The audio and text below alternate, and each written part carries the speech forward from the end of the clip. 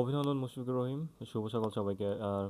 অসাধারণ একটা শতক এবং শততম টেস্টে তার শতক, এটা আসলে ব্রিলিয়ান্ট একটা রেকর্ড, যেটা ব্রিটলি বলতেছিলেন। এবং সারা বিশ্বের ক্রিকেটারদের মধ্যে সবথেকে এলিট লেভেলের ক্লাবে মুশফিকুর রহিম জয়েন করলো। উনি এই পর্যন্ত মুশফিকুর রহিম আউট হয়ে গেছেন 106 রানে, 214 বল খেলে, এবং মাত্র 5টা চার দিয়ে তিনি আসলে সেঞ্চুরিটা করেছেন। এবং কতটা ধৈর্যের সাথে আসলে যে টেস্ট ক্রিকেটটা খেলতে হয়, এটা মুশফিকুর রহিম দেখা দিয়েছেন। এবং মুশফিকুর রহিমের টেস্ট মানে ক্রিকেটের খেলার যে ধরন এবং টেস্ট ক্রিকেট খেলার যে ধরন, এটা যে বরাবরই প্রশংসনীয়। এটা যে কেউ অ্যাগ্রি করবে। তিনি বরাবরই ধৈর্যের সাথে খেলেন। তার আপনি টি-টোয়েন্টি নিয়ে বলতে পারেন, তার ওডিআই নিয়ে বলতে পারেন, অ্যাপ্রোচ নিয়ে, রানিং, কিন্তু তার টেস্ট ক্রিকেট নিয়ে আসলে কারো বা ব্যাটিং নিয়ে কখনো কারো ওই ধরনের দ্বিধা ছিল না। যদিও লাস্ট ম্যাচে মানে উনি কখনো 50 করতে পারেন লাস্ট ইনিংসে। তো তারপরেও অনেক কথা হইতেছিল, কিন্তু অবশেষে যে শততম টেস্টের যে একটা রেকর্ড, বাংলাদেশের এই পর্যন্ত কেউ শততম টেস্ট করতে পারেনি, শততম টেস্ট খেলতে পারেনি। শততম টেস্ট খেলাও কিন্তু এত বড় একটা বিষয় নয়। মুশফিকুর রহিমের ডেবিউ হয়েছিল কিন্তু লর্ডসে, এবং লর্ডসের তখন মুশফিকুর রহিমের বয়স মেবি 16-17 বছর। এবং ওই টাইমে ইংল্যান্ডের বলারদের এগেনস্টে উনি যে ধরনের ব্যাটিং করেছেন, তার ব্যাটিং দেখে ধারাভাষ্যকারও মানে কাইন্ড অফ হতবাক হয়েছেন যে এত কম বয়সে একটা ছেলে এত অ্যাগ্রেসিভ লেভেলে ব্যাটিং করছে। তাও ওই টাইমে বাংলাদেশ 2006-07 সালে বাংলাদেশের ক্রিকেটের অবস্থা কিন্তু খুব একটা ভালো ছিল না।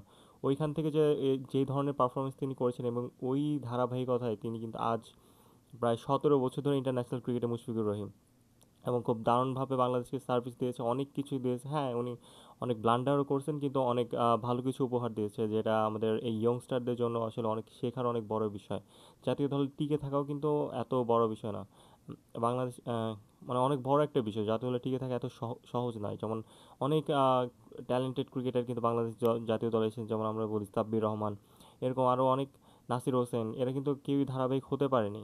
তারা খেলার মাঠের বাইরের কর্মকাণ্ডের জন্য, মাঠের কর্মকাণ্ডের জন্য নানাভাবে বিতর্কিত হয়ে দল থেকে ছিটকে গেছেন।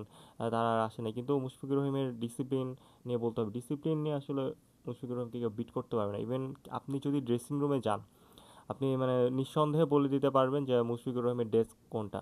যে এতটা গোছালো এবং এতটা পরিপাটি এবং এত এখন মাঠের ক্রিকেটে হয়তো আপস অ্যান্ড ডাউন থাকবেই, কিন্তু as a person Mushfiqur Rahim is a brilliant. And also তার যেই নিবেদন বাংলাদেশ ক্রিকেটের প্রতি লম্বা সময় ধরে, এটা কিন্তু এতটাও সোজা নয়। 17টা বছর ধরে খেলা, এত ডিসিপ্লিনের সাথে কেউ খেলা নেয়। তার আগে সাউথ এশিয়ার মাত্র 2জন ক্রিকেটার আছে যারা কনসিস্টেন্ট ছিল এত এই লম্বা সময়ের, সচিন টেন্ডুলকার, এবং দ্বিতীয় ছিল ইমরান খান পাকিস্তানের। বিরাট কোহলি থেকেও কিন্তু এই দিক দিয়ে এগিয়ে আছে মুশফিকুর রহিম। তো এত লম্বা সময় ধরে যে সার্ভিস দেয় দলকে, এটা কিন্তু চারটেখানি কথা না। আর এই জন্য আবার অভিনন্দন জানাই মুশফিকুর রহিমকে, এবং বাংলাদেশ জাতীয় দলে তার কাছ থেকে আরও কিছু পাওয়ার আছে। কারণ নট অনলি তিনি রিটায়ার্ড করবেন তার খেলা শেষ, তিনি কোচ হিসেবেও বাংলাদেশ জাতীয় দলে আসছেন। তিনি এইটারও লেটার দিয়েছেন বিসিবিতে, তিনি বিটিও কোচিং করতে চান, এবং তার ক্রিকেট ক্যারিয়ারের আসলে একদম শেষ বলা যায়, অলমোস্ট শেষের দিকে তিনি চলেছেন। হয়তো আর 2-3টা ইনিংস পরই তিনি রিটায়ার্ড করবেন, কিন্তু বাংলাদেশ ক্রিকেট তাকে আজীবন মনে রাখবে, এবং তিনি কিন্তু পঞ্চপাণ্ডবের মধ্যেও একজন। আমার ভিডিওটা যদি ভালো লাগে থাকে, আমার চ্যানেল সাবস্ক্রাইব করেন এবং ভিডিওতে লাইক দেন। আসসালামু আলাইকুম।